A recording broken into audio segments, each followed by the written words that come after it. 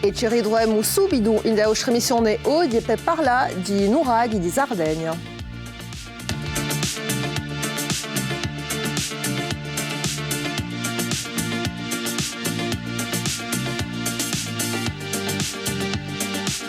Salut à tous, ben retrouve con grand piacere per la nostra missione quotidienne. Nous sommes en direct et aujourd'hui nous vous emmenons en Méditerranée au cœur d'une civilisation fascinante mais encore mystérieuse, celle des nuraghi. Pour en parler, il est le Roger Grosjean, le Dorothy Carrington du 21e siècle. C'est Kevin Pech-Kiligini. Bonjour. Bonjour Davia.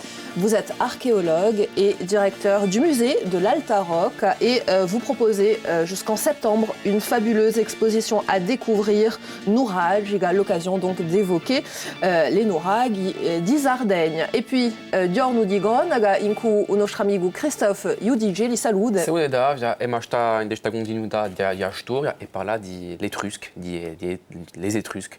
En française et en corse. Biridroem ou d'accueil à Paogu. Christophe, avec cette expo nuraghi présentée donc au musée de l'Alta Rock, ce sont des pierres, des tours et toute une mémoire ancienne qui reprennent vie. Une exposition pour comprendre d'où nous venons et mieux regarder nos paysages d'aujourd'hui. Kevin Pech-Kiligini, vous êtes donc archéologue, vous dirigez ce musée de l'Alta Rock. Tout d'abord, qui étaient les peuples nuragiques et à quelle époque vivaient-ils ?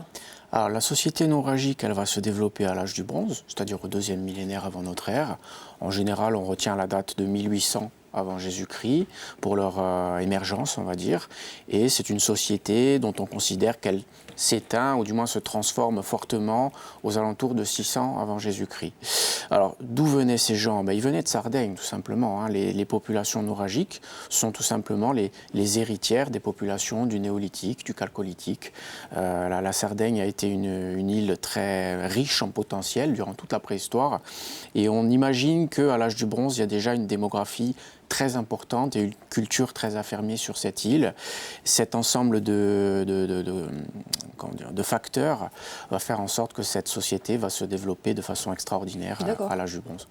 Est-ce que la Sardaigne a vécu aussi, comme la Corse, une sorte de riacuiste ou archéologique, voilà, où au XXe siècle, certains avant-gardistes comme Roger Grosjean, Dorothy Carrington et d'autres, Joseph Chase, ont permis un petit peu cette réappropriation patrimoniale archéologique? Alors, j'ai l'impression qu'elle est plus tardive en Sardaigne, et que c'est vraiment quelque chose qui concerne plutôt le XXIe siècle. D'accord. Moi, ça fait longtemps que je vais en Sardaigne maintenant, et je vois une vraie évolution ces dernières années, avec, notamment avec les réseaux sociaux, bien évidemment, qui poussent. On voit une réappropriation de la culture nuragique, du fait que ces Sardes, d'il y a 3000 ans, soient également sortis de Sardaigne pour aller découvrir le monde de leur époque. Il faut savoir qu'ils sont allés à Chypre, ils sont allés en Andalousie, ils sont très probablement allés en Égypte, en Grèce. Donc c'était vraiment une société qui rayonnait. Et ça, les Sardes en sont très très fiers. Mais c'est vrai qu'ils ont mis un petit peu de temps pour y revenir et pour finalement se reconnaître dans ces gens-là. Et est-ce qu'ils sont venus en Corse ?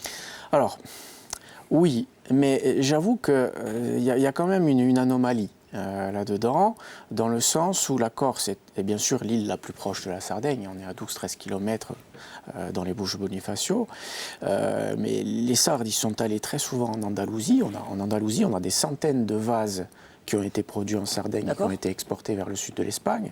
On a beaucoup d'objets à Chypre. Finalement, en Corse, on a des choses, mais on en a quand même moins, finalement, que des régions qui sont très éloignées. Alors peut-être que la rareté des ressources en Corse fait qu'on les était intéressés un petit peu moins, je ne sais pas. Kevin Pech-Kiligini, ces nuraghi, ils impressionnent beaucoup. À quoi servaient réellement ces grandes tours de pierre ? C'est une question complexe parce que les nuraghi, on va commencer à les construire vers 1700-1600. On va arrêter de les construire vers 1200, ce qui ne veut pas dire qu'on va arrêter de les utiliser. Et donc, ils vont avoir des rôles qui vont être sensiblement évolutifs au fur et à mesure du temps. Il y a probablement une destination principale à l'origine qui est celle de servir de on va dire, de grenier fortifié de la communauté. C'est là qu'on va entreposer les réserves de nourriture, notamment de céréales probablement, peut-être la viande, peut-être le miel. Des mausolées aussi ou pas du tout? Non, alors ça arrive ponctuellement qu'on ait des tombes dans les nourags, notamment à l'extrême fin de la période, mais c'est un phénomène totalement marginal. Donc les nourags vont servir, donc ils vont avoir un rôle économique, ils vont servir aussi quand ils vont grandir latéralement de centre de production. C'est là qu'on va produire notamment la nourriture ou la métallurgie, encore une fois. Et puis, ils vont se transformer, certains vont même devenir des lieux de culte à partir de la fin de l'âge du bronze et de l'âge du fer. D'accord. Est-ce qu'aujourd'hui, il y a une réutilisation de ces nourags où voilà, on a véritablement conscience de leur valeur patrimoniale et ce sont voilà, des monuments à visiter ou voilà, où est-ce qu'on peut, il sert à nouveau à stocker, je ne sais pas, du blé ou d'autres denrées? Moi, j'ai déjà vu des nourags qui étaient éloignés des centres urbains, qui étaient éloignés des principales routes, qui sont encore utilisés aujourd'hui, par exemple pour faire stabuler quelques animaux ou pour entreposer du foin. C'est un rôle qu'ils ont eu pendant la plus grande partie des époques historiques. Hein. Ce sont des réduits sombres où on peut entreposer des choses, des outils, des animaux. Donc oui, il y en a encore quelques-uns qui sont utilisés dans un cadre, on va dire, pseudo-traditionnel. Pourquoi cette civilisation reste encore très mystérieuse et malgré tout très méconnue, même ici chez nous? Parce que pendant longtemps, comme je vous disais, les Sardes ont eu du mal à déceler l'originalité de cette société de la proto-histoire. Et finalement, le réflexe de la mettre en valeur, il est intervenu que dernièrement. Là, on voit vraiment les Sardes sortir de la Sardaigne. Là, j'ai vu, par exemple, qu'il y avait une grande expo sarde à Barcelone il y a 2 ans. On a vu le documentaire aussi sur Arte là, dernièrement. Il y a plein d'initiatives comme ça de mise en valeur qui se développent autour de ce patrimoine et voilà, qui fait qu'il devient de moins en moins mystérieux, même si évidemment, il y a une part de mystère, comme dans toutes les sociétés préhistoriques. Par exemple, on ne sait toujours pas aujourd'hui, la communauté des archéologues ne sait pas encore exactement comment était fabriqué un nourag. Donc il reste des grandes questions comme ça qui sont débattues. Par exemple aussi la question de la participation des Sardes aux expéditions des peuples de la mer en tant que chardanes. Voilà. Il y a des grandes questions ouvertes et on travaille dessus, mais on n'a pas encore trouvé la solution. Est-ce qu'il y a des ponts entre la civilisation nuragique et cette Corse préhistorique? Oui, il y en a. Vous savez, la Corse et la Sardaigne, on les surnomme les îles sœurs. Moi, je préfère les surnommer les îles belles-sœurs, parce que j'ai une théorie qui prévoit beaucoup de mariages et des échanges de femmes entre les 2 îles à la fin de l'âge du bronze. Tout ça pour dire que la Corse et la Sardaigne, ce n'est pas une histoire linéaire. C'est une relation compliquée qui a beaucoup alterné au fur et à mesure des siècles et des millénaires. Par exemple, au début de l'âge du bronze, il y a une vraie collaboration entre les 2 îles, il y a presque une unité culturelle. La poterie, c'est la même. On va importer en Sardaigne le modèle des premiers nourags, en Corse, pardon. Il y a vraiment quelque chose qui se fait en commun dans les 2 îles. Par contre, la période immédiatement successive, on est cette fois-ci vers 1500 avant Jésus-Christ, Corse et Sardaigne vont un petit peu rompre les communications. Les Sardes vont regarder un petit peu plus vers l'Italie continentale, les Corses, pardon, et les Sardes vont un peu se replier avant eux-mêmes d'aller commercer et échanger avec les Grecs et les Chypriotes. Donc voilà, il y a des moments où on travaille ensemble et d'autres moments où on est un petit peu plus éloignés. Alors, je vous propose d'évoquer à présent Nouraj et à votre exposition donc, au musée de l'Alta Rocca que vous proposez au grand public jusqu'en septembre.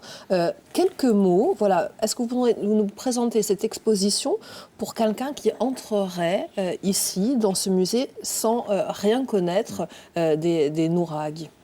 Alors, l'exposition Nouragica, elle propose un parcours immersif dans le sens où sont rassemblés dans l'espace du musée des reproductions, des facsimilés de tous les monuments principaux qui forment l'originalité de la société nouragique. On peut ainsi voir une tombe de géant. La tombe de géant, c'est l'espèce de caveau mégalithique où les Sardes mettaient leurs défunts.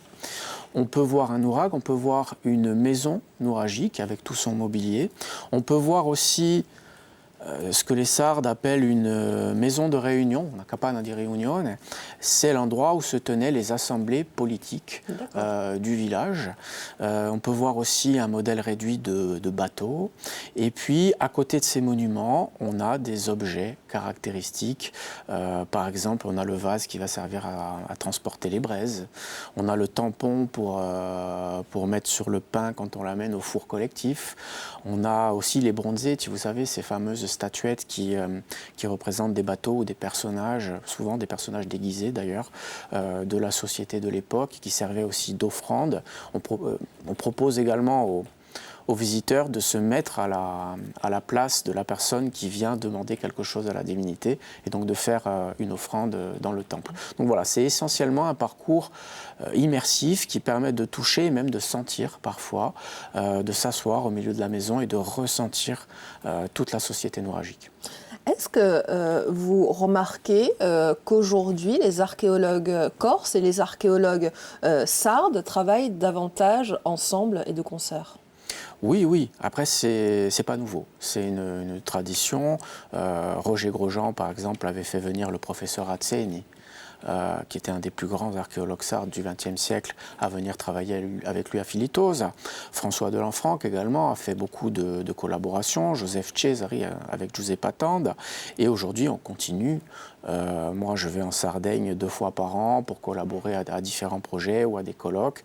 Et les collègues de Sardaigne viennent aussi chez nous pour participer à des réunions ou pour apporter leur analyse sur des objets que l'on va découvrir par chez nous lors de fouilles archéologiques. Donc on est constamment en relation.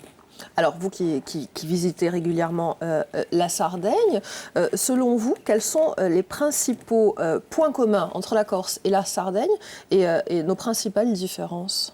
Alors le point commun le plus évident, c'est l'arrivée en Corse au début de l'âge du bronze du modèle du nourag primitif, on va dire, qu'on appelle le proto-nourag. À cette époque-là, le canon n'est pas vraiment défini, ils sont irréguliers, ils sont un peu grossiers, ils ne sont pas très hauts, mais voilà, cette invention, elle survient quand la Corse et la Sardaigne fonctionnent ensemble. D'accord. Et donc le modèle va probablement passer en Corse, à moins d'ailleurs que ce soit l'inverse. Rien ne dit que le modèle n'ait pas été inventé en Corse, on ne sait pas. Comme beaucoup de choses aussi. Exactement. Donc, voilà. Il se trouve que dans les 2 îles, ça apparaît en même temps. Et comme je vous ai dit tout à l'heure, il va y avoir une rupture par la suite. Et donc la Corse ne va pas connaître le fabuleux développement des nourags qui vont gagner en verticalité, qui vont gagner latéralement. Aucun nourag en Corse à visiter. On a les tors. Ce sont les proto-nourags de Corse. On appelle ça des tors et on en compte une 60aine.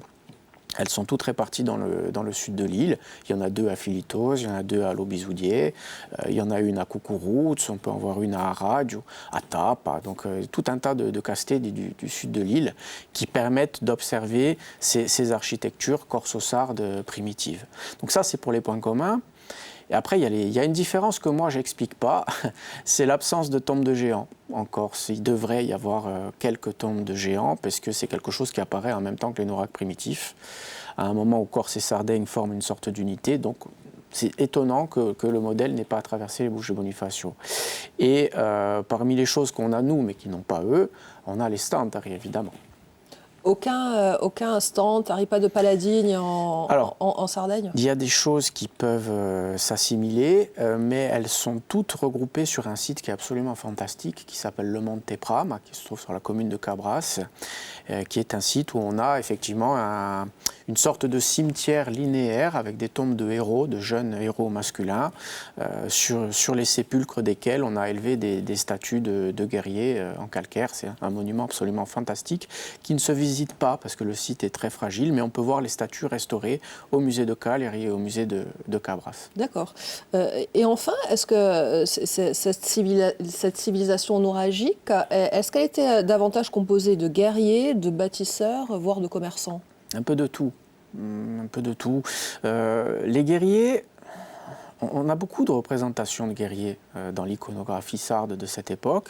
On trouve également beaucoup d'armes sur les sites. Par contre, ce qu'on ne trouve pas, c'est des traces de conflits. que ce soit des conflits internes ou des conflits avec les régions voisines, Italie ou plus loin. Donc on ne sait pas s'il existait une sorte d'unité politique entre les villages, entre les Nourag, ou s'il y avait au contraire une sorte de compétition, ce qui fait que les Nourag, au bout d'un moment, acquièrent cette espèce de forme de château fort. Quand on voit les Nourag, on se dit c'est militaire, c'est évident. Mais c'est vrai qu'il nous manque les traces de conflits. Après, les Sardes étaient également, à mon avis, de grands scientifiques, de grands observateurs de la nature et des étoiles, de grands bâtisseurs, ça c'est sûr. Les Nourag sont les bâtiments préhistoriques les plus hauts du monde. Et c'est juste à 2 pas de chez nous. Et ça, on ne le sait pas forcément. Donc voilà, c'est un foisonnement d'initiatives, la Sardaigne nouragique, et elle a un rayonnement qui nous touche encore un petit peu. Merci beaucoup Kevin Pech-Kiligini d'être venu jusqu'à nous pour évoquer cette civilisation passionnante et fascinante. Et n'oubliez pas l'expo Nouraj à voir jusqu'en septembre au musée de l'Alta Rock que vous dirigez. Vous restez bien entendu avec nous puisqu'avec